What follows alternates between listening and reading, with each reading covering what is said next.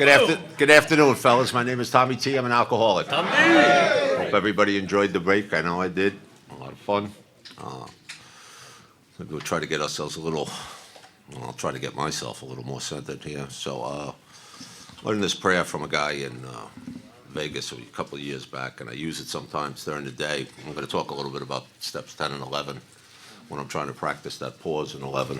And it goes something like this. I am the place where God shines through. He and I are one, not two. I need not worry, fret, or plan. He wants me where and as I am. If I remain relaxed and free, God will work his plan through me. Good stuff. So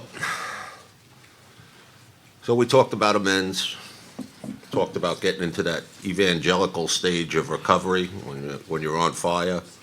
You know, people say if you find a guy that's on fire, get up next to him and rub up against him until he knows he's on fire, then run away from him. You know, there's a lot of people running away from me then. And one of them was George, the guy that was taking me through the 12 steps, you know. So making those amends, we read ahead, and we read all the way through step 12 while I'm in amends. You know, I was in amends for at least a year and a half, 2 years to knock off a list that I had. And when we got to 10 and 11, I had met those gentlemen from out west, and I was really becoming a big book enthusiast, and outside of my mind, but I loved it.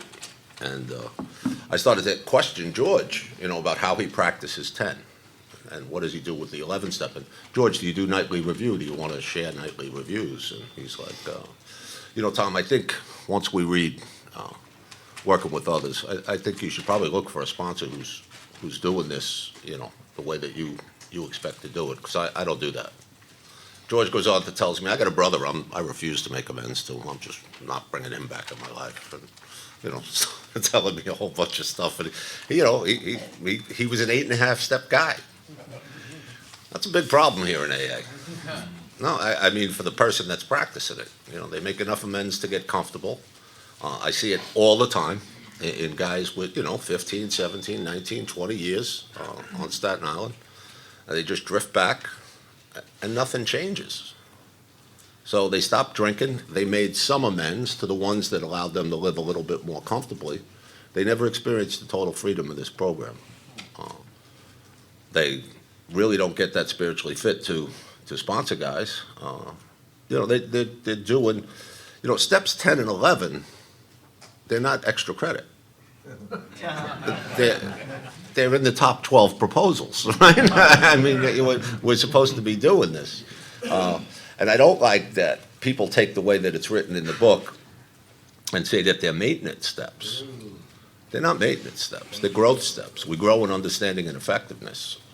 I've done more growing. So I've gone through those first 9 proposals 11 times, I think 10 or 11 times in 30 years. So every now and then I'll go in for a house cleaning and do a 4th step. And I did one with Harold just so he could get an idea how to, you know, what I was about and where I was at. I'm not afraid of doing that anymore. You know, it's not a chore to me to go through them. We go through them pretty quickly when you got a little bit of time doing it and you've done it. But it's instructional. But that gets the big outlying issues. You know, 10 and 11 is the gravy here. I mean, you know, it's the meat and potatoes. It's how am I living? How am I showing up as a father? How am I showing up as a husband? How am I showing up as an employee, an employer, a sponsor, a sponsee? You know, what am I doing? And this topic, it's one of the ones that I chose, was the joy of being a good man. And we've said it a few times. How did I get here? That I want to talk about the joy of being a good man, because I've never felt that way my whole life. But it's starting to change. I noticed, I don't know, maybe 5 years ago, 6 years ago, started to get some feelings that I've been doing this for a while. Haven't been perfect at it at all, but, you know, it's starting to kind of balance out a little bit. I could push down those negative feelings with prayer and talking with someone else like I couldn't just years ago, 20 years sober, say. And so there was a guy on Staten Island, his name was Angry Joe, and for good reason. Joe was a biker dude. He had the Harley headband on and big bushy red hair and a big red beard, like a lot of you guys here, like food in it, not showering as much as he probably should, how it goes. You know the guys, you hang out with them. And, and he would come into meetings and just explode on them and just rant for like 7 minutes. And God forbid you were the spiritual timer when he was in the room, because you could come to blows with him, if you tried to cut him off. And he was just an angry guy. So I'm going through this 12 steps with George over here, and he's going through with this guy Mike on the other side of the island. I don't see him much, but I see him at a meeting. I just had that conversation with George maybe 2 days before so I'm keeping my eye out, looking for anybody. And here comes this dude, walks in. He's got short red hair, parted on the side, kind of like mine is now. He's got wire-rimmed glasses on. He used to wear big, bulky black glasses. And he raises his hand and he starts to share about, he quit his job at the Harley dealer because he had a fist fight with the owner. And he says, but I'm going to be a Montessori, God has shown me to be a Montessori kindergarten teacher, so I'm going to college. And I'm like, and then he starts talking about the disciplines of 10 and 11. And I'm like, I'm having an experience over here, but this is sick. I beelined to him, and I asked him to be my sponsor. And he said, well, you'd be my first one. And I'm 19 years sober. I said, I don't care. If you're doing the 10th and 11th step like that, it's what I want. And he said, you're in. I spent the next 25 years of my life with that man.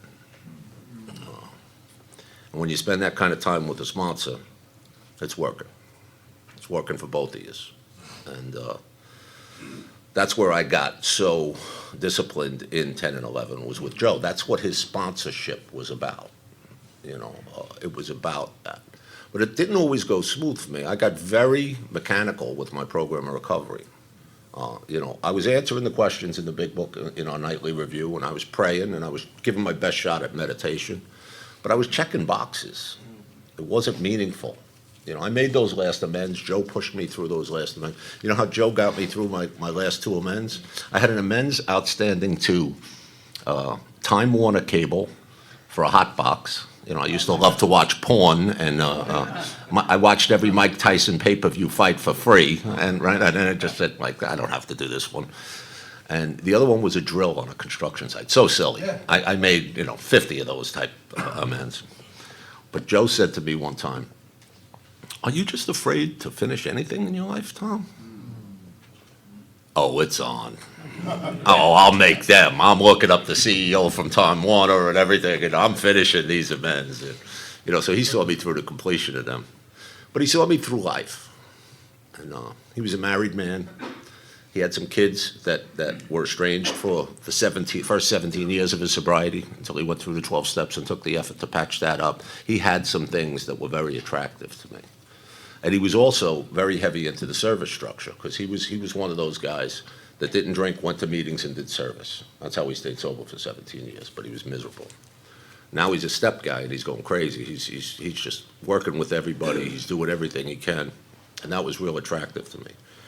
But over a period of about 6 years, well, maybe, let's say 5 years, because I had 7 years sober, bad habits start creeping back into my life. So what's that look like? We played some sober golf. I was the president of a sober golf club on Staten Island, the Big Kahunas, we would call. You make a phone call on Monday and say you want to play golf next weekend. We're not going to tell you who you're playing with. We're going to tell you the course, and you're going to play with 3 sober members of Alcoholics Anonymous. It was for the new guys to get in. Spent 5 hours with some guys playing golf. It was great. We did it for about 11, 12 years. And we would, do that. And lost my train of thought on the golf stuff, but we're going through all that stuff, and Joe was just a great guy, but like Harold, I don't want to disappoint the guy that gives that much time. So what happens? I know where I was going with the golf now. The bad habits start creeping back. So we would go down into Atlantic City. It's about an hour ride from us, hour and 15 minutes, and we'd play with some sober members, And then we'd just go, and you can't bring more than $100 to gamble. We're gonna go in, we're gonna gamble, and then we're gonna have the buffet, we're gonna go home. It was more important to win or lose the $5 in the skins game than it was to gamble, you know? So I start doing that. Then all of a sudden I go down with one guy, bringing a little bit more money. In a matter of 3 months, I'm not even bringing the clubs anymore. And I'm going down there and I'm spending $3,000 to $5,000 a weekend I don't have. On the weekends I didn't have my son. And I'm doing that. Back in it had to be about 2001, 2002, a thing came out, Match.com. I don't know if any of you younger guys will remember Match.com. It was before you swiped either way. You had to do a little work, you know. And I'll tell you, you know, if you're a sober member and you got a full head of hair and you're in pretty decent shape and you got dental coverage, you're a pretty good catch on Match.com. So I had no problems getting the likes and everything, and so I started dating 3 girls named Lisa at the same time. And pornography comes back in my life in a big way, I'll just leave it at that. You can leave it up to your imagination. I was in my 40s. It was ugly, fellas, I'm telling you. It was even ugly for me when I think about it. I think it was the big part that threw him off. That's just Midwestern jealousy. That's all that is. They look at the farm channel out here.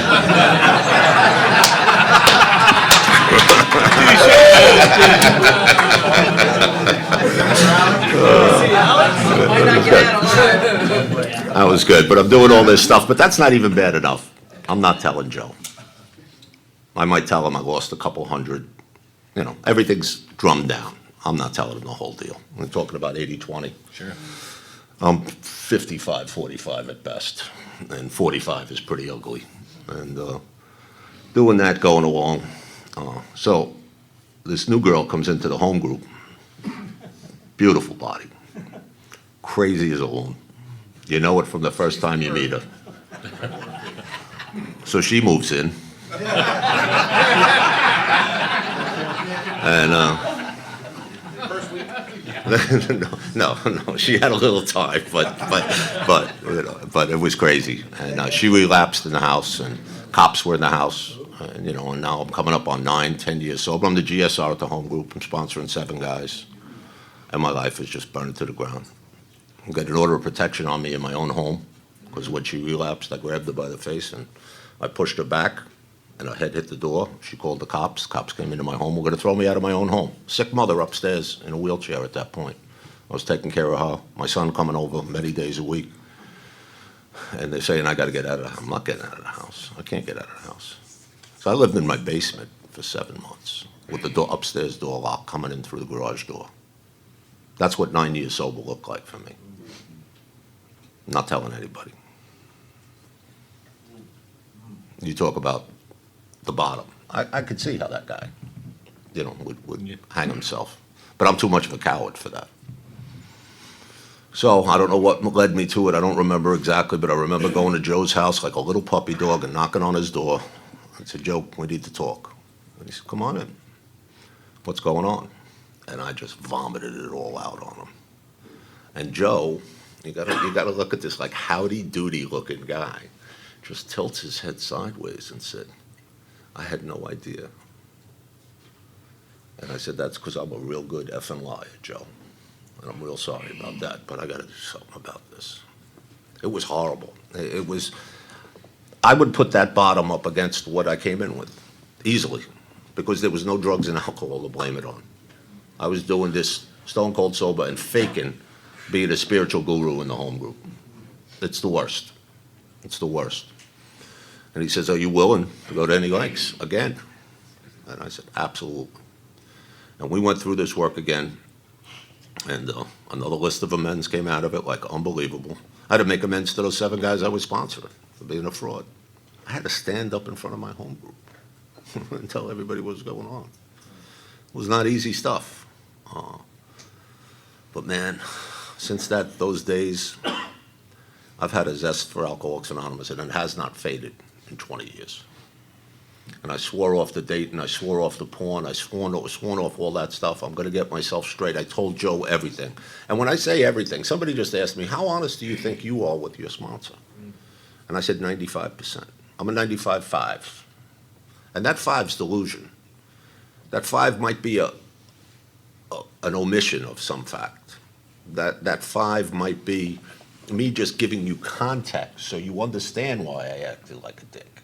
You know, that kind of stuff. It's just that I soften the stories, you know. But I'm truthful with Harold. Not because I want to be, because I never want to feel like that again. That was horrible. That was horrible. And we got into a practice of 10 or 11, and it's the real deal, 10 and 11. But there's things we have to do. You know, one thing I did right from when George brought me through the 12 steps was I remembered the fear prayer, because I was in so much fear. God, remove my fears and direct me to what you'd have me be, not do. And when I would get in fear, all through those first 10 years, I would say that prayer, and then that sick man's prayer, or the resentment prayer, whatever you want to call it. This is a sick person like myself. How can I be helpful? Please save me from being angry. Thy will, not mine, be done. I would say those prayers. So then I pick up this prayer that I just read, or just recited before this session, and I started using that in a 10-step. And I tried to, and yeah, I'm going to say, train myself. Turn to God with everything, with any negative feeling I'm having. I go right to God. I'm looking at that girl in the home group. God, please direct my attention to the meeting. Like, did I not learn my lesson? I have some funny prayers. Me and God got a pretty good thing going. And I just talk to God all day long. Life got easier. Life got easier. If I didn't see what was happening with me, then I'm going to call somebody and discuss. I'm not. My fear or my emotions or my money, whatever it is keeping me from seeing the truth. I got in the habit of calling Joe with a 10-step. And, you know, he was always great, because I might call a little jerked up about something at work, and he'd say, did you pray first? No. Click. That means call me back when you did. And when they call back, it's a whole different conversation. It's like, all right, listen, let me tell you what's going on. It's not, you know, it's not crazy. And then I would, you know, make amends if I harmed anybody, and turn my attention to someone I can help. And, you know, if you're in a relationship, that's a real hard one, because usually the person you got to help is the woman that you had the resentment with, or had the fears with, or had the outburst with. But we started practicing that. We started talking about that. Was our nightly call. Our nightly call was our nightly review. I would read it to him, and then we'd talk about what we did during the week with our 10th step. And life started to get real good. And I was behaving myself sexually and not acting out that way. I hadn't sworn off dating in AA, but I didn't want to do it at all. And all of a sudden, this girl walks in the home group. She's got cowgirl boots on, white boots on, ripped jeans. She's loud, you know, and I'm like, oh, no, that's trouble. I'm not going anywhere near that. And I saw her one night, and then she left. What I didn't know is she was new, and she had hooked up with a sponsor across town and was going through the 12 steps on Monday night. That was her night to do it, so that's why we didn't see each other for a long time. Little did I know that God was sending me my best friend. And but I'm practicing. God got me ready for that. You know, I had made all those amends to those women and things like that. So what I'm trying to do is tie the 9th step into this 10th and 11th step practice, because it doesn't just happen that you make amends and you stop doing that behavior forever. I continued to be less than stellar in the woman department, in sobriety, even after making those amends. After that, just like you're drinking, after that debacle, the embarrassment, the shame of what you just did goes away, well, maybe I can do it differently. And I kept doing it differently. And I thought the dating sites were okay because I was being honest. I'm a guy in recovery. I'm a single dad. I'm real busy. I just want some adult company. You know what that's code signs for, right? And what I didn't realize is those women, you know, they were divorcees. They came out of rough relationships, and they were just looking for somebody to love them. And I told them, you know, I'm not looking for that. And I thought that was enough. But women think they can change you. And I could make a woman fall in love with me when I'm on good behavior. And so basically I was a predator in sobriety. But So I'm doing this work with Joe and was sharing those nightly reviews. He got me in a place with prayer and meditation that I had never been. And we started talking about the job fears. We started to talk about, he would give me some exercises to do and prayers to do, and I would come to his house and I'd run through my life for the week. And then when Cheryl resurfaced, I said, Joe, I think I'm having a little feelings for this girl. And he said, well, you come over, let's talk about that. And he sat me down like as if he was my father. And he was only a couple of years older than me. And he said, you don't lay your hands on that girl until you can tell me you can take responsibility for her 3 children. I said, that's a little harsh, Joe. Tell me. I'm not going to go through another series of you hurting women and hurting other people when I'm sponsoring you. That's not happening. And I was like, all right. He never spoke to me that way. And I said, no problem. And Cheryl and I remained friends because I was not ready to make that commitment. No way. How could you possibly know that? So we went out as friends for a long time. We developed a friendship. And then one night we would go out in a crew of people from the home group would go out. I know it's like 8, 9 people. It would never be just matched off. It was not just guys and girls. It was just a crowd. We'd go out and we'd have fun. And one time, 2 or 3 people canceled out. And Cheryl didn't have her kids. And she said, listen, well, what are you doing? Because I'd rather, I don't have the kids. I said, well, we'll go see a movie. We went to a movie. We went to a diner. We talked for about 5 hours until 2 in the morning. And I went back to my sponsor and said, I'm ready to take on those three kids. I want to ask this girl out on a date. And he said to me, well, go ahead. You're a grown-ass man. What are you asking me for? I'm like, I'm trying to follow directions. He said, I'm glad you are, but you're in a spot I think you can do this. Just know that this is not a fleeting thing. You're going to be hurting those kids if you hurt her. And I said, I got that, Joe. He said, do you? I said, yeah, I do. And Cheryl and I started a courtship because we did not hit the sheets right away. Neither one of us wanted that. We've had that. Sex is not love, fellas. It's not love. I'm going to tell you a statement of fact, and it might seem sad to some. It's glorious to me. I made love to the first woman in my life at 47 years old. And it was awesome. It was awesome. Even though we were old, fellas. I'm looking at the young kids, Even though we were old, it was awesome. It was awesome. And I got to tell you, 19 years later, it's still real awesome. And I love them more today than I ever did. And those kids, they call me Dad. And we've been through a lot together as a family. My wife was the one that got my son, my biological son, into a detox with heroin. Let him shoot up in the car before he got into the VA. And she told him, you can do it, but not until we're in the parking lot. I'm not losing you now. She's a good woman. She's all about being a mom. I love that girl. And so we're going through that, and things are getting good. First couple of times I've never had a daughter, and Callie was the toughest one in our family. Man, I got no experience with women. Try to talk to them, but Callie had anxiety and depression, bad, like paralyzed her. I have experience with that. My wife doesn't. My wife's a mother. She wants to fix it. So she would go at Callie, and when she was 17, they were fighting and everything, and I just laid back and just sat there, and I would have a conversation with Callie, and she wants to drop out of school. She is the smartest in our family by far. By far. She's a genius, this kid. She knows why the mathematic formulas work. She helped me when I went to college in my 50s. And she was like, do you want to know what's behind this formula? No, I need the answer. Let's go, let's go, man. I just want the piece of paper, honey. Let's go, But it got to a point where, honey, I used to suffer from that stuff too. Unfortunately, I had other outlets I could go to that you don't go to. I said, don't worry about school. If you don't graduate now, the only thing you're doing is changing the date on your diploma. It's not like you're going to take care of yourself. Cheryl hated that I said that. But Callie came around, and she said she wanted to go to college. She got a GED. She went to a perfect score on the GED.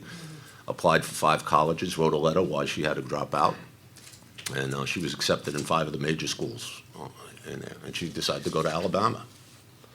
And she's down there in Alabama. She goes to her first day. We went down like a family and toured the campus. I mean, it's got 2 TD Banks on it. It's so big. It's awesome. It's an awesome school.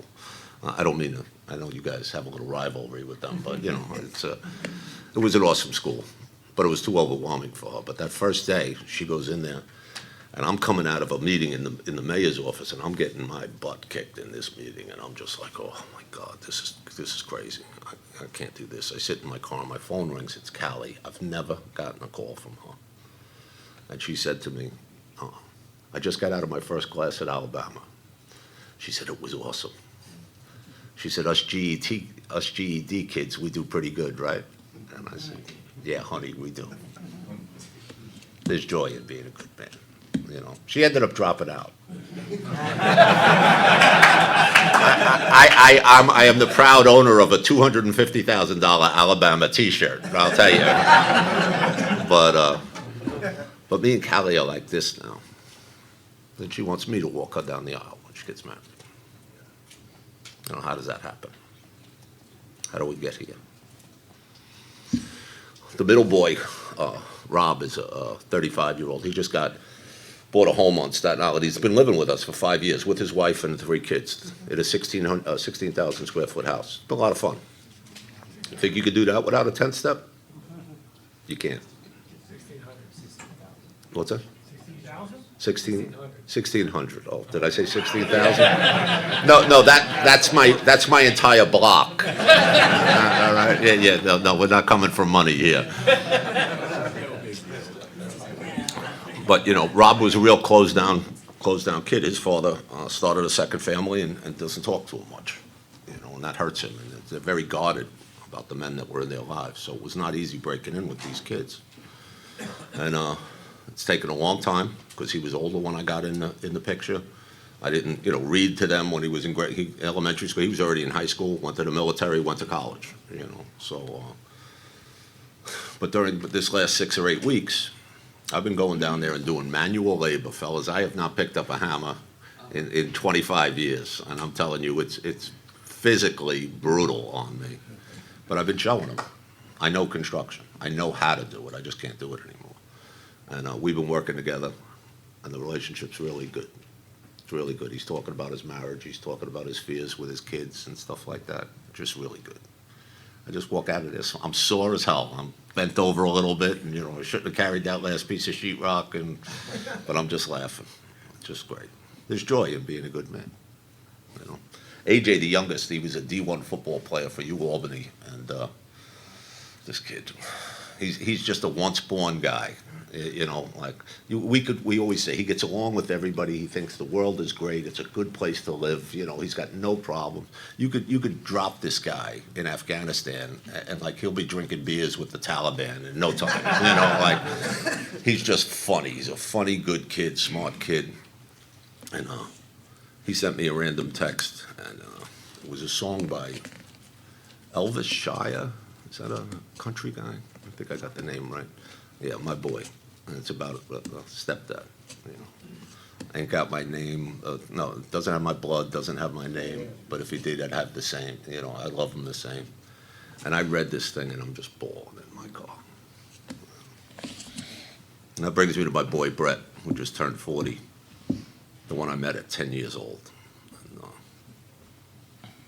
I've been showing up for him for 30 years.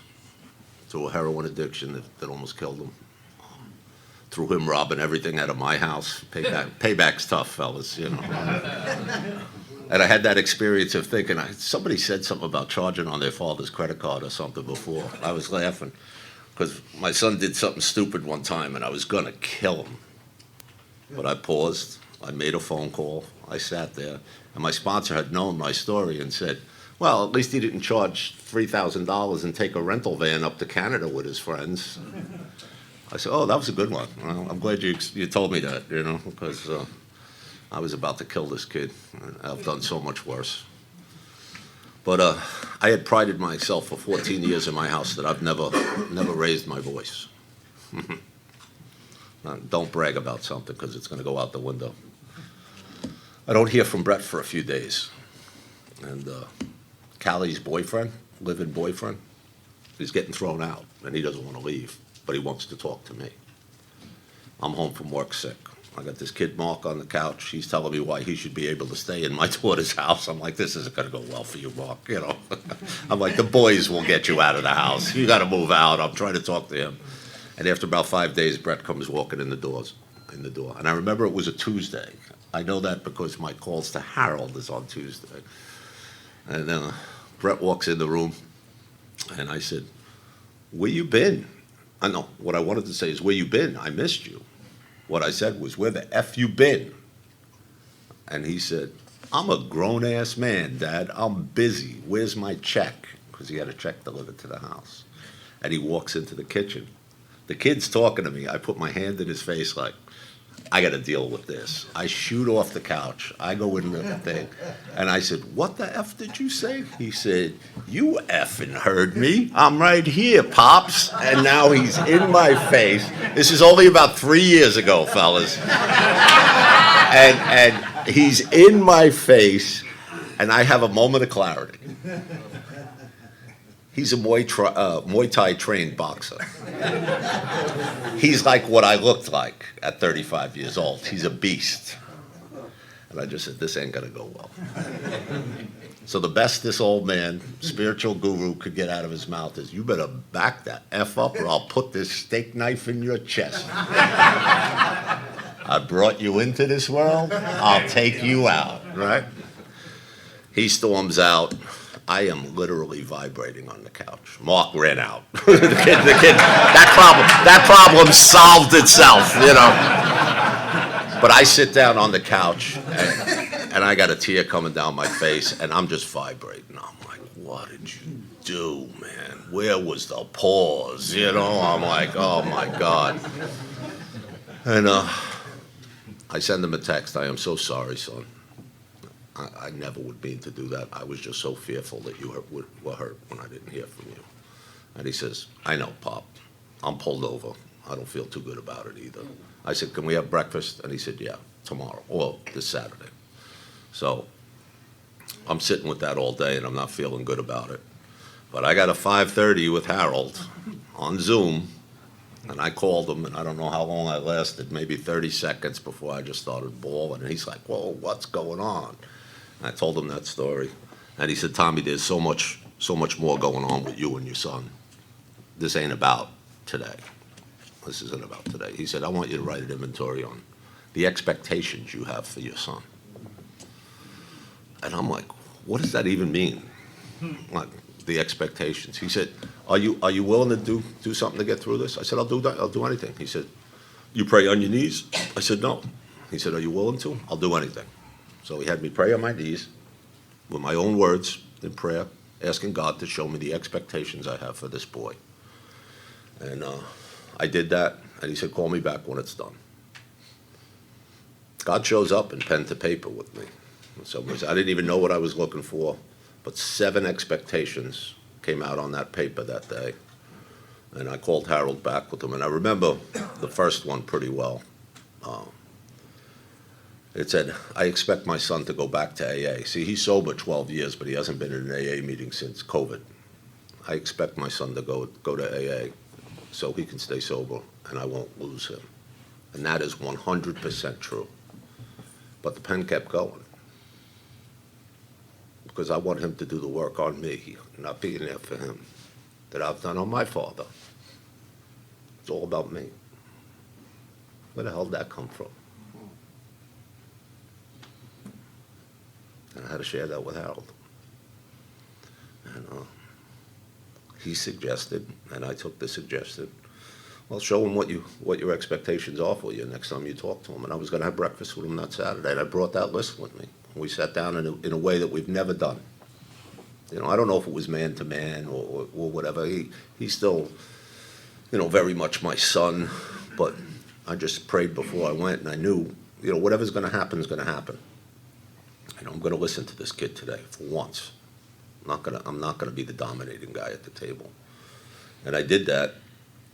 And he said, Dad, do you think I could tell you something? And I said, son, anything you want. And he said, I don't want to hurt your feelings. And I said, oh, here we go. And He said, I think the other kids and mom takes advantage of you and your spiritual program. And I said, what do you mean, son? And he said, all the money you spend on them, all the time you spend with them, the way you just let things happen in the house without jumping in and stopping things. I know it bothers you, but you just seem to let it go. I said, yeah, I'm trying to let everybody be the way they are, son. He says, I just don't want to see them take advantage of you. And I said, well, I appreciate that, son.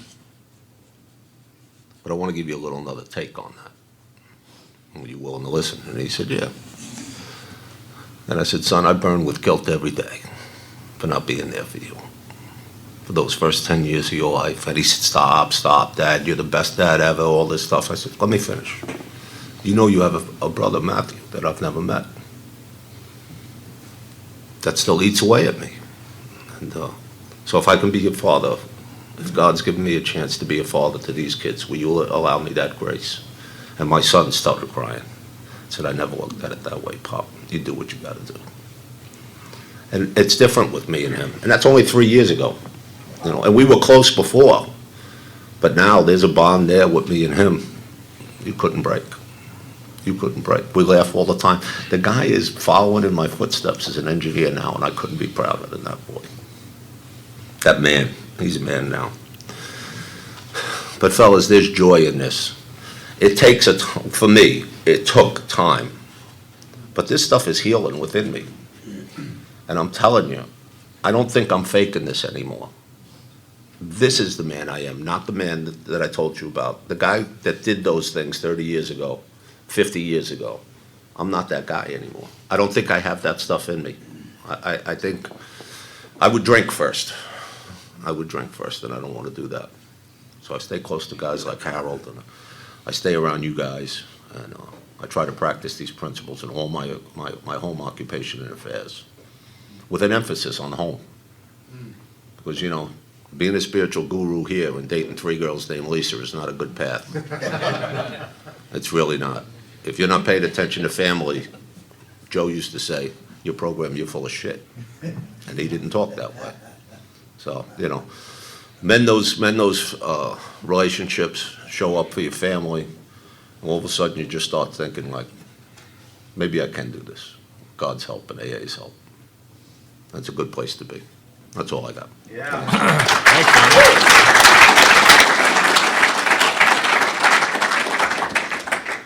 Well, good evening, guys.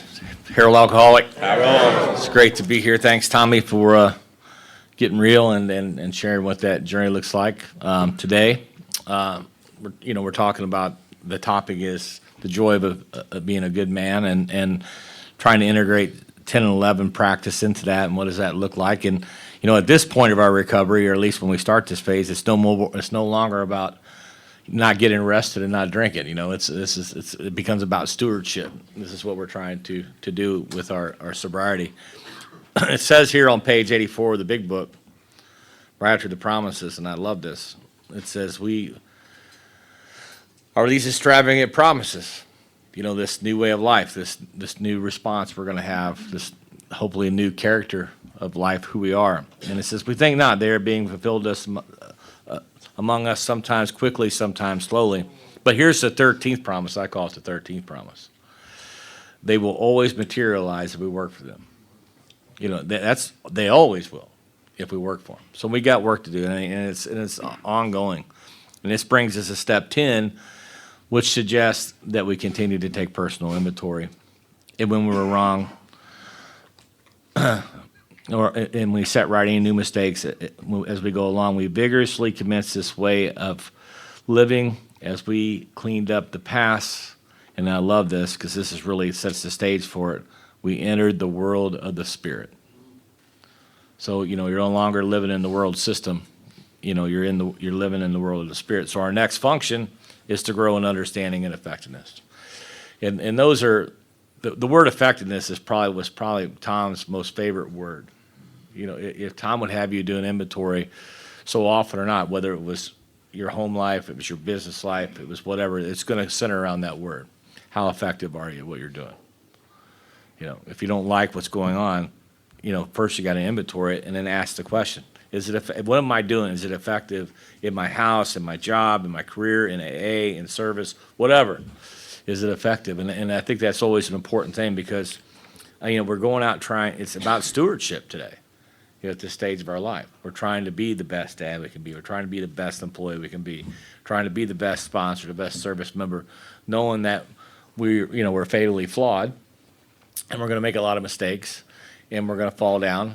And we also got to know that the pride and the fear are not just bogeymen that go away. They don't just ride off into the sunset. They're very much present. Self will never be fully eradicated. Self's always going to show up, manifest itself in some way, some shape, some form in my life. And again, the thing we think about most, the thing we will spend most of our life thinking about is ourselves. And that's just a fact. And we're not going to get away from that fully. But now we got a new purpose in life, and that purpose, I think, is what it's all about. Is that it's stewardship. You've heard it said before. I get all these gifts, and then I sabotage them because of selfish behavior and the things that go on, and I can ruin those things and lose those things in the beginning. But most of us are emotional misfits when we get here, and we have a lot of growing to do. I know I did. And so you heard my story getting here. You heard what it cost me. You always got to count the cost of our behavior. It's something we never do. I lost how do you lose a child when you haven't even taken a drink?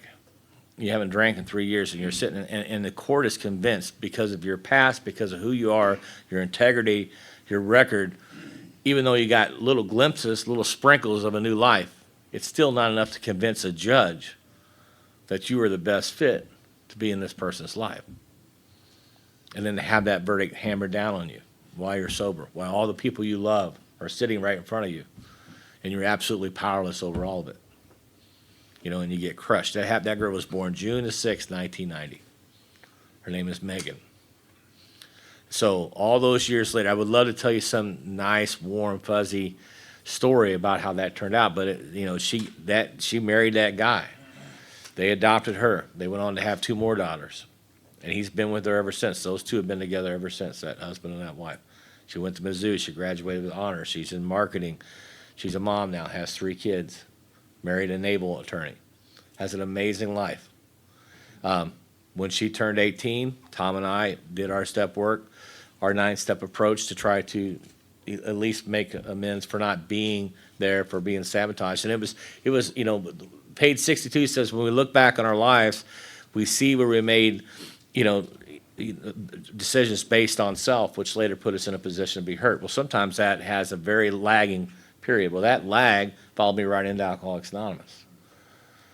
Even though I had been separated from alcohol, nothing changed that much that first 3 years. Nothing. I mean, I was still the same person, just not drinking.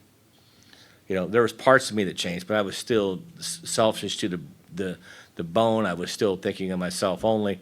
I already told you about the girl stuff, chasing girls, and I met another girl. I've told you about that one girl, but here's the cycle. It comes right back to that. Now I'm just barely 2 years sober, and I meet this girl, and she's in a halfway house for women. It's a great place to find, heck with Match.com, just go for the real stuff. And I met this girl, and she was a sweet girl. She was beautiful. She was coming hanging out at some of our sober events. Her name was Lisa. I had a tattoo from being incarcerated with my first girlfriend's name was Lisa. On my shoulder. I said, well, I don't have to get a new tattoo if I hook up with this girl. But we get together, and she gets pregnant right away. And so now we got this pregnancy, and to show how committed we were to it, we didn't even get married till the child was 6 months old. But by the time that child was born is when I really had this ultimate surrender, this real surrender, this it's not a finality, but it was definitely a huge step of surrender, of dying to self, where I really reached out for help, and I was tired of being the person that I was. I mean, that event crushed me. I don't even know how I survived that event, to be honest with you. I mean, it absolutely ripped my soul out of my body. And so we got together, and we were married for 15 years. And the first 5 was awesome. We had another child, Sarah, came out of that. But about year 5, she was, she relapsed. to opioids and pain medication. And unfortunately, she's never been able to recover from that. All these years later, she's still destitute and just as broken of a person as you'd ever met in your life. Burned her life to the ground. But for 10 years after that, I tried to manage that, tried to live in recovery and deal with that behavior. She never worked a day in her life. I always made enough. I was always blessed enough to make enough to take care of our family. But it was tumultuous, and and you're trying to work this program. You're telling guys, man, you got to hang in there.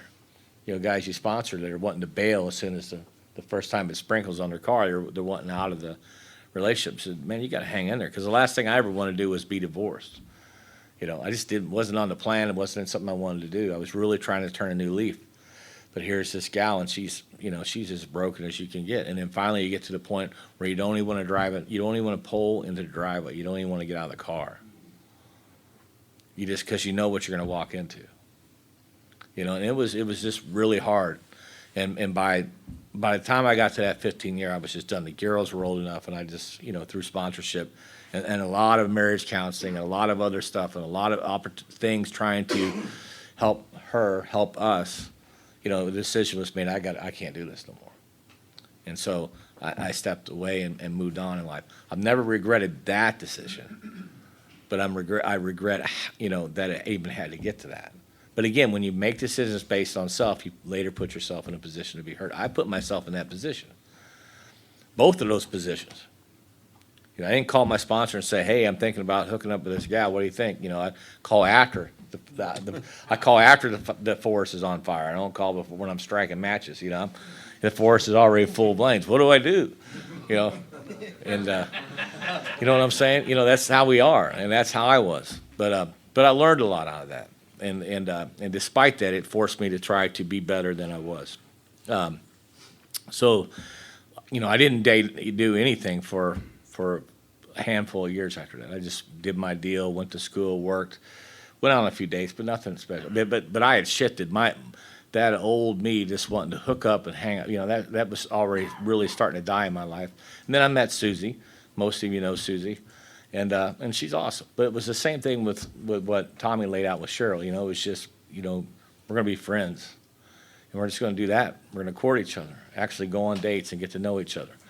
And that's what we did. And it manifested and blossomed into a beautiful thing. And it's been a great relationship from that point now. But I just had to learn to do things different. I had great mentors in my life. Tom would tell me all the time, the better you treat your wife, the better she looks. Telling you it's the truth, because of your selfishness. The new car, when you meet somebody, because I've done so many of these inventories with guys, but you meet somebody and it's like getting a new car. The new car it smells great. You're not going to eat in the car. You're not going to drink in the car. You're not going to smoke in the car. You know how it is for 6 months. This is my baby. Don't touch it. It's beautiful. I can't stop thinking about it. But after 6 months, there's pickles in the floorboard. There's French fries between the seat. You just settle back to whatever it is you are. And it happens a lot in relationships, right? And so then you get to that point and your selfishness says, yeah, I don't think this is working for me no more. I think I'm going to move on. And then the culture we live in today, it's totally acceptable. It's totally acceptable. You ain't going to get much flack from society. And so you move on to the next one, and it's great again. Oh, I've never met anybody like her, man. She does something for me that nobody's ever done before, man. She lights my fire. Like I said, okay, well, the new car smells are going to wear off, and you get to that point, and then we'll see if there's anything really there. You might have a chance if you get to that point. What do you mean? Well, you'll know what I mean when you get there. But it's true. It's just, but that investment into your relationship that's where the stewardship comes. Because we're get high freaks. I want to be intoxicated. I want relief, and a pretty girl and treat me special will do that in 2 seconds. It really will. I mean, it's very intoxicating. That's why it's easy to fall into that trap. Again, if you test the flesh, you lose every time. When you blow up your life with any kind of other partner, whatever that might look like, I can promise you, it isn't that you're looking to burn the forest down. You looked a little too long and you got intoxicated by it, and now I want some more of it. And you just stretch it as far as you can stretch it until it blows up in your face. And that's the pattern. And I promise you, there's guys that are stuck in that right here, right now. They're like, oh, I'm glad this session gets over quick. I don't want to hear no more about this guy's. And I get all that, but it's just true. I'm just trying to be real with you, that you have to be invested in what you're dealing with, even when you don't feel like it. It's what Tom would tell me. Love is a verb. It's not an emotion. Sometimes emotion's attached to it, but it's a verb. You're not always going to feel like opening the door and saying I love you and buying flowers and you're not going to feel that way all the time. But if you don't do that, you're going to go from being in love, you're just going to be roommates. And you're just roommates. That's it. You're roommates, you're in the same house, laying in the same bed right next to her, and you're thinking about somebody else or some fantasy or some other thing, and then or you start watching porn. Well, that the reason that's so dangerous is because you're getting your fix on a 20-year-old and your wife's 60, 65, she's 50. And she just lost. She's never going to satisfy you ever again, when you're looking at, this. And you wonder why there's a disconnect. I think one of the greatest moments I had a learning lesson was when I was just listening to somebody else share. And they shared about that there was a couple, and they were on the brink of divorce. They were 17 years together. They still loved each other still, they said. But we tried everything, and we're just done. And I say this because this is what selfishness looks like over time. When you're not drinking, you're not drugging, you're not smashing windows, you're not punching each other in the face. But this is what it looks like. So they go to see this guy, pretty popular guy, and they said, hey, we wanted to come and see you because you're kind of our last hope. We've been to counseling with all these things. We're about ready to file for divorce, but we'd love to see if we could talk to you before we do something like that. He said, sure, come on in. And they said, they said, what's up? He said, well, we've been married for 17 years, and but we just got to a point where we didn't like it used to be, and we're just done. We've done all these things. He says, will you do an exercise with me? And they said, yeah, we'll do an exercise with you. So he took them and put them in separate rooms, and he handed them a 3x5 index card, each of them. He says, here's what I want you to write. I told him the exact thing. Here's the 5 things I want you to write on this card. I want you to write down the 5 things, this is what he said to her, that attracted you to him 17 years ago when you started hanging out. 5 things. And he went over and did the same thing with him. Write down 5 things that attracted you to her 17 years ago. And then come back. And they come back with those cards. He says, they didn't know they were doing the same exercise. He says, I gave you the same exercise. He's holding the 2 cards. He says, let me ask you a question. I'll ask you a question. How many of those 5 things do you think they were still doing? 0. The very things that they just got done right now that brought us together, that attracted me to her the most, neither one of them are no longer been doing it. They haven't been doing it for a long time. Why? Because self. Because the new car smell wore off, and we just kind of fade back into whatever it is we do. And then, it's the old saying, if your lawn's not looking too good, well, you're going to start looking at somebody else's lawn.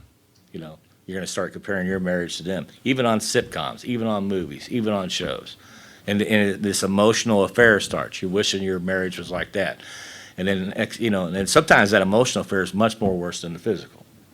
And you can start having emotional affairs with somebody at work or somebody at the gym or somebody in AA. Somebody in your home group just gets to you emotionally. And you're laughing, you're telling jokes, you're telling parts of your story you won't even tell your own wife. Because when you get home, how was your day? It was good. How about you? Yeah, it was good. That's cool. Want to watch the news? And so the grass is the greenest where you water it the most, I guess is the point. And that's stewardship. So it's just doing it because it's the right thing to do. And it's not exciting sometimes. But it's whatever you make it. And so the more you do it, the more you flirt with your wife, the more you do things. I told a guy years ago, he goes, yeah, I'm just not attracted to my wife no more. Well, his wife was pretty good looking, the older. I said, well, do me a favor. Do me a favor. Have her get dressed up. To the gills. I want you to go to Applebee's. Go wherever. Go to just a bar and a grill. Have her sit at the bar and you sit in the booth and watch. And we'll see if anybody else thinks she's attractive. And that's what self looks like, though. And if we're honest, we all suffer from. Every guy here suffers from that. Don't lie to yourself. It's just the truth. I like a good-looking gal just as much as the next guy, but I know if I test the flesh, I'm losing. No matter how much sobriety, I don't care how many of these things I do, I can rattle, roll, shake with the best. I'm toast. So I cannot put myself in a position to be hurt and think that I'm better than that. I cannot set myself up for that. You just can't. And if you do, I can just tell you, just write it down, big letters. If you test the flesh, you're going to lose. And it may cost you your life because of the pride and the fear. And so, it tells us we've entered the world of the Spirit. Now we got to continue to look for selfishness, dishonesty, resentment, fear, I would say lust. You can add to that list. You got to continue to look at it. It's not if these things show up, they're showing up. It's just when they show up, can I immediately get into it and just be transparent? And this is where pride and fear just kicks your rear in recovery. I mean, I say this because it's so sensitive and it's so true and it's so delusional. It's bit me more than I could tell you.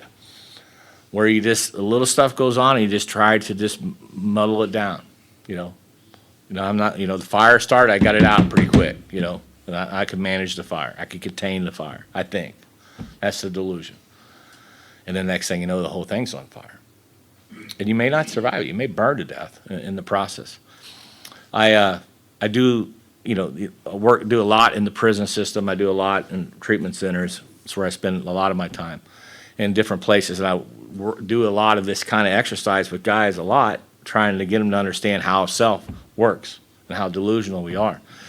And a lot of times I use goofy props and things like that to make these points because they're helpful. So one of the props that I use sometimes when I'm talking about this is this one here. Some of you may have seen me do it. If you have, just ignore it, if you would. But if you've seen this, and this is step 10. This is step 10 right here. If I held these two pieces up, say this is a longer branch, but if I hold these two pieces up and I ask, what's the difference between these two? People will always say, this one's dead and this one's alive. This one doesn't have any leaves, this one does. But mostly they'll say this one's dead and this one's alive. The reality of it is, they're both dead. This one doesn't know it yet. You see that point that I'm making? This is what it means when alcohol is a subtle foe. If you let up off the gas, that this will come back and bite you. And they're not talking about not just not drinking. They're talking about this discipline, the stewardship of looking for selfishness, dishonesty, resentment, and fear in your life, and being transparent about it. So if you don't have this practice going on, where you're laying the stuff out on a consistent basis, then it means you're managing your own life, and you got this stuff going on, and you're just trying to manage it one day to the next, and your fingers are crossed, and you're hoping tomorrow's better than it was today. And I've done it. This is not me preaching. I'm preaching to the choir, but I'm just telling you this is why this practice is so important. And as you develop that, you got 7 questions on step 11, the review on page 86.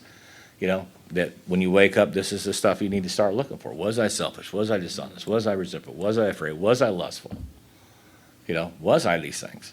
And it's not, the inventory I think is so important. It's not there to assassinate who you are. It's not there to rip apart your life. It's it's stewardship. It's there to help you continue to grow. So stuff doesn't get back in the channel. You do all this tremendous work in steps 4 through 9 to clear the channel, to get the channel clear so the sunlight of the Spirit can shine back into your life. And life on life's terms is going to come. And if you don't continue to look in the channel and remove the stuff that's going to come, because it's coming, you will get separated, the disconnect will come back, and you will look for relief. And sometimes it's not just booze and drugs. Sometimes it's behavior. And for guys, a lot of times it's in our sex conduct. It's power, it's glory, it's prestige, it's money. It's whatever, titles, just something else to validate who I am, just something to, give me some validation that I'm okay. Just whatever it is. It's a variety of things, but we need it. And so it's so imperative that we keep this channel open. And the only way to do that is a rigorous practice of trying to stay transparent as we can be. But again, it's not there to beat us up, I don't think. It's just so important. So that practice of getting it down, and whether you write it down, Tommy and his guys a lot, they'll write it out. That's just what they do. It works, and it's probably more effective because you'll spend more time with it. But it's not the only way. There's a spiritual toolkit app you can get. Costs you, I think, $10 to make it go live. It's got the 7 questions. You can fill it out and send it out. Or you can use the notes on your app, or on your phone. That's what I do. And you have the questions. But over time, over the years, decades really of doing the practice, I've added other questions to it. And they change sometimes through the seasons. I'll change it up a little bit so it's not mundane. But the whole point is just trying to live a transparent life. And if I'm doing that 7 days a week and I'm sending that to my sponsor, I'm not putting a dissertation out there. I'm not going to throw my wife under the bus in that inventory. I send my inventory out to all the guys. There's guys, Terry gets it, Mark gets it, you get it, Shannon and Hunter and I have been doing it together, Roger, for years. But I'll never throw my wife under. I might say we had some friction today in there. We had a blow up today. But I'm not going to get into the weeds with it, to ruin or twist your perception of her or anything like that. But it's enough for my sponsor to go, hey, man, let's say we have a little stuff going on here in your review. Let's talk about that. Let's unpack that. And then we can get into the weeds with it. But it's not there to beat me to death. It's just a element. It's just trying to keep the spotlight of truth on my life. Because if it deviates a little bit, we'll get lost. And the problem is, if we're honest, because all of us are just human beings, we're fatally flawed people.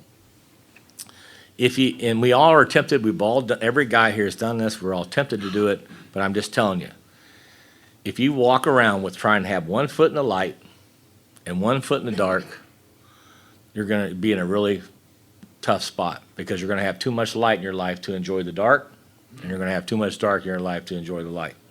And you're going to be caught in the middle. And that is not a fun place to be. And you can live like that forever. And it can get to the point where you want to hang yourself. You want to jump off a cliff. You want to put a pistol in your mouth. Or you just drink again.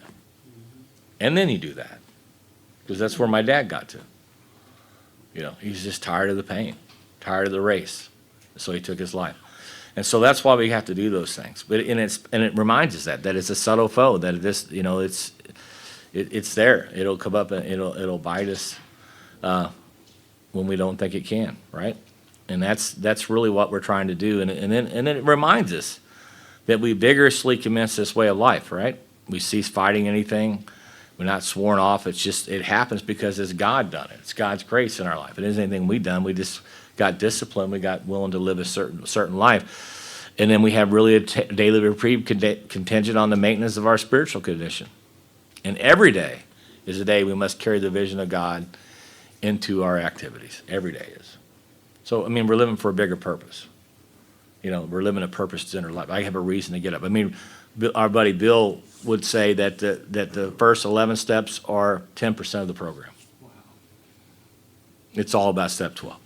It's all about, that's the 90. That we're out to live a other-centered life. And the first 11 steps prepare us for that work.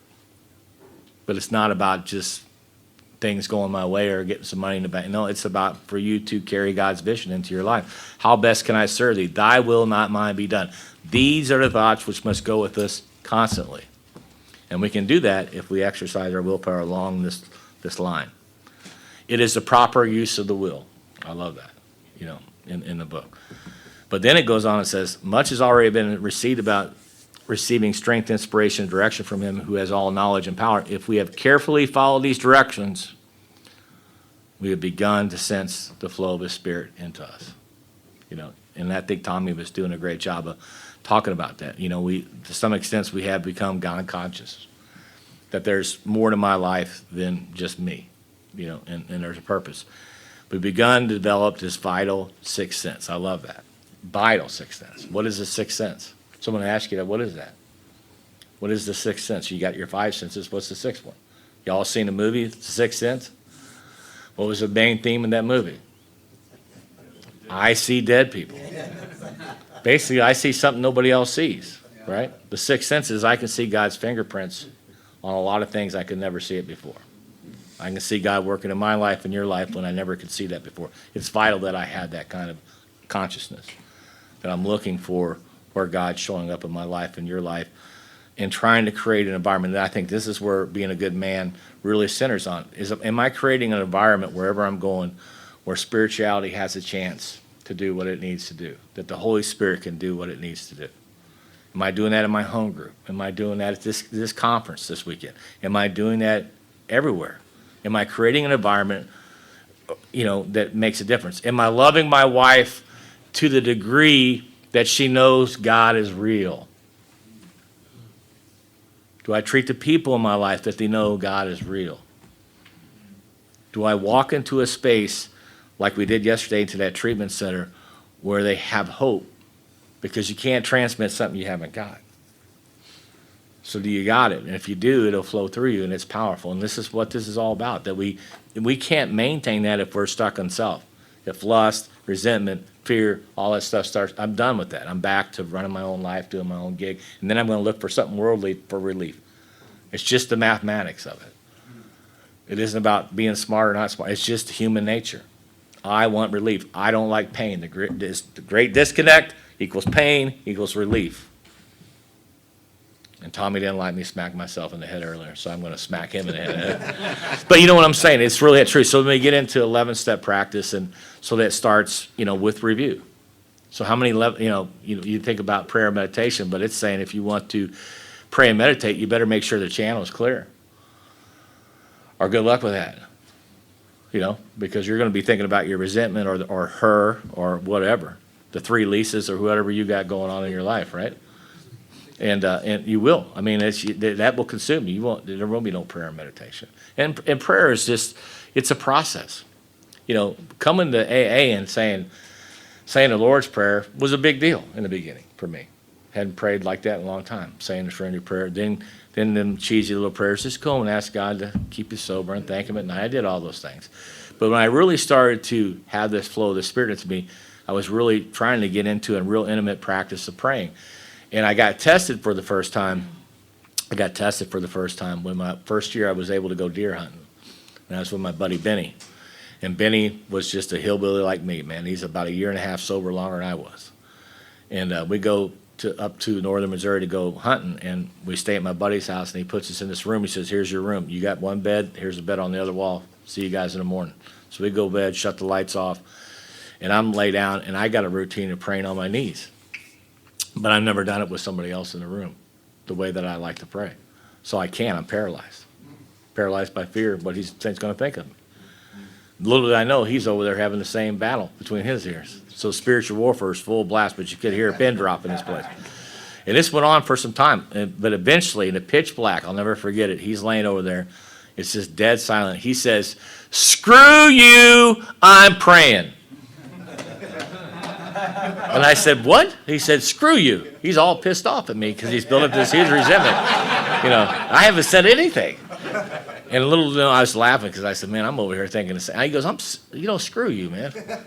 He's taking it all on me. But we prayed together. It was a huge change for my life to pray like that. But that's the process of transformation of prayer. But what you're doing when nobody else is around is the greatest measure of where you're at spiritually. What are you doing when nobody else? It's easy to be spiritual up here with you guys. It's easy to sound good. It's easy. Piece of cake. Easy peasy, as they would say. But what are you doing when nobody else is watching? What are you reading? What are you watching? Who are you talking to? That's the real measure where you're at. And your pride and fear will keep you there. But if you got this practice going on, you can go, "Hey, man, I didn't have such a good week. I didn't have such a good night. I had this thing happen. It's not whatever." And you can share it, and you can get on down the road. But you got to get into that practice of doing that. If you think you can just do that on the dime, forget about it. You have to just like a muscle. You have to work yourself into that exercise. So that's what I think what step 11 is really trying to get us to do. We're not going to go through the whole thing here on that. But what does it tell us through the entire? There's 7 11-step prayers inside this body of work in the Big Book. If you don't know that, 7. We talk about the 11-step prayers, the prayer of St. Francis of Assisi. There's 7 inside this body of work. I'm reading these few pages, 7 different prayers. But they're all about death to you, go live for somebody else. You got to die. Jesus said it best. You want to find yourself, lose yourself. And you hear people say all the time, "Well, I'm going to step out of the marriage and we're just going to take a break for a while so I can find myself." And it's the absolute worst thing you could ever do. You want to find yourself, lose yourself. That's exactly that exercise with those two cards with those two people. You want to find yourself back together, lose yourself. I remember a couple at church, they got married, they were married for 50 years, Bob and Sue. And I wanted to thank them both, but they were both doing different things in the church, so I had to go track them both down separately. And I found Bob out in the parking lot doing parking lot duty. I said, Bob, I said, yes, congratulations, man, on 50 years, sarcastically. How did you do it? He laughed. He goes, well, thanks, man. He goes, the only thing I can say is I never tried to change her. That's how I did it. I just never tried to change her. That was it. And there's a lot of wisdom in that. And I went to found Sue. She was in the children's ministry. I said, Sue, congratulations on 50 years. That's amazing. How'd you do it, Sue? And she kind of looked up and thought for a minute. She goes, I never tried to change him. I just let him be who he is, And I thought, well, how great is that? Because I had that old Lewis, another Lewisism. He told me a long time ago, hear him? Nothing will mess you up quicker than trying to change somebody. Think about that, right? That is true. So that you put those two together, that's just pure wisdom, in our life. And so, to me, that's this is what these steps do. So the trying to become a good man is really stewardship with what God's already given you. Take care of it. And be honest as you can be. Be authentic. Be fun. Be courageous. Flirt with your wife. Flirt with your wife. Sext with your wife, your girl. Text with your girl, and you can see what happens. People love to be treated special. Love to be treated special. And there's lots of great examples. And if you suck at that, then you suck at it. You get with somebody with some ideas on how to do it or do that. Some really creative guys here that go out of their way to make their lives and the people in their life feel special. That's up to us. I have 5 great kids. 3 of them are stepchildren. They're all great. I haven't had any qualms with any of them. They're amazing, every single one of them. They're all educated. We don't have anybody strung out on dope or anything at the moment. My kids are growing up. Seriously, they're not living broken, fractured lives. They're all fractured in their own way, but we're not trying to change them. Just be who you are, and just love them for who you are. How do you get there? Here, Alcoholics Anonymous. And just let them be who they are. My daughter, Danielle, she's the only one with grandchildren. She has 4. They were living in Texas, and I'll close out with this. They were living in Texas, and they were walking through their neighborhood one day. My daughter, Danielle, said to her husband, Sam, and he's really tall. He's about 6'5". She's just 5'7", whatever. They look like this walking down the street, He's a giant. And she says, I think we need to go check on this family here. They're in Houston, Texas. She says, why? He says, because, he knew they were a troubled family. He says, no, something's just telling me we need to go check on this family. He goes, we can't just go up and knock on these people's door. He goes, we're going. My daughter's very type A. So he drags Sam. They come to the door. Well, it's a lady who's 71 years old. She has 3 adult children that live with her that are high on the autism spectrum. They can't be by themselves. So she's watching these 3 kids. She has a 4th daughter who's autistic but also a drug addict, who's on the streets and hadn't been home in months, who has 2 kids, Damien and Jane. They're 2 and 4. And she showed up and she says, we just thought we needed to check on you. And the woman broke down and says, yeah, I'm 71 years old. You can imagine trying to do this 24/7, 365. She says, yeah, I'm done. She goes, if you know anybody that can help with Jane and Damien, because DFS is coming Monday to take them. I'm done. And Daniel's like, well, we're not going to let that happen. We'll take them for a couple weeks, at least to give you a break. Took them home. And they ain't never left yet, And they're 9 and 7 today. And they brought them into their life. And the day they got home with them and said, these are going to be our family. These 2 kids from Mexico, Damien and Jane, they found out they were pregnant for the first time. So they went from 0 kids to a few hours later, 3 kids, to 4 kids. They had Baby Ann and they had Atlas. And they're all awesome. But to watch love poured into these little lives, these little broken lives. They were sleeping in their garage on sleeping bags and on a piece of cardboard in the garage. In this little bitty house in Houston. Damien's teeth were all rotted out. He didn't even speak. He's 2 years old, don't even know how to talk. Both in pull-ups. Jane's his guardian. Jane's has been his mother his whole life since she could walk. She looks over her little brother like just won't let him out of sight. That's how broken we were. She was sexually abused. It was easy to tell. When Susie would try to bathe her, she could tell just by her mannerisms that something went on with her. But you watched that love these kids pour into this little life, and you see life change. And they're awesome. And Damien finally got some veneers, and he started smiling. I don't think he's ever stopped. I think he smiles in his sleep. He's amazing. And they couldn't say Harold. They couldn't talk. They couldn't say Grandpa Harold. So they started calling me Grandpa Harry. And now I'm Grandpa Harry. That's what I am. And that's never changed, you know.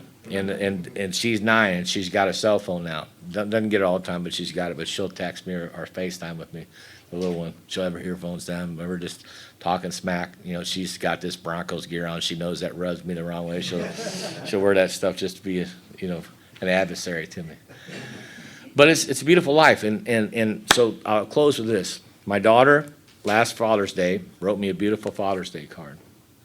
But this is you guys. This is what she said. Dad, thank you for teaching us how to love the unlovable. That's Alcoholics Anonymous, because she grew up with you guys in the house.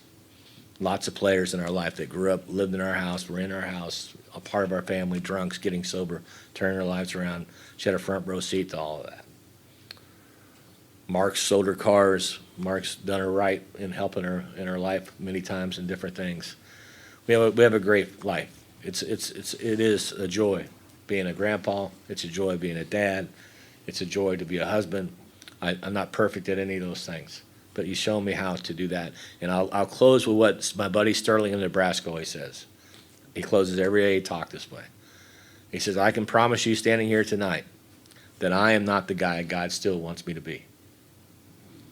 And I can promise you tonight that I'm still not the guy that I want to be. But by the grace of God and the fellowship of Alcoholics Anonymous, I'm not the guy I used to be. And I'm forever grateful. That's all I got. Thank you. Nice job.